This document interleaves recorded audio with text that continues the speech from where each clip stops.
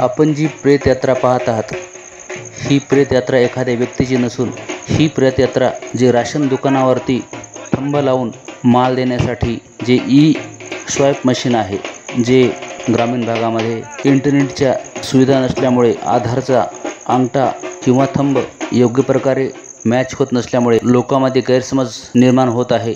त्यामुळेच आज नांदेड येथील तहसील या ठिकाणी महाराष्ट्र राज्य रास्त धान्य दुकानदार व केरोसिन परवानाधारक महासंघ पुणे याद्वारा आज जिल्हाध्यक्ष रमेश गांजापूरकर यांच्या नेतृत्वाखाली आज मोर्चा काढण्यात आला। पाहूया हा वृत्तांत।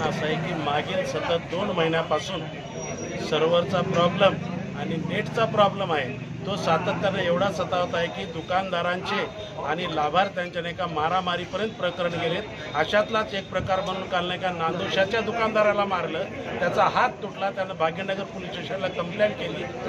त्याच्यानंतर असं आहे की आमच्या मागण्या आहेत, हे मशीनचं नाही का काहीतरी 1-2 केलं तर चालेल, आम्हाला ऑफलाईनची परवानगी दिली परंतु ऑफलाईनचीच परवानगी मग त्यांनी कायमस्वरूपी ठेवावी, त्याकरिता मी मशीन इथं आणल्या, त्याने नाही का जमा करून घ्याव्यात आणि ते ऑफलाईन नाही का कंटिन्यू चालू ठेवावं, त्यासाठी मशीन आम्ही जमा करतो।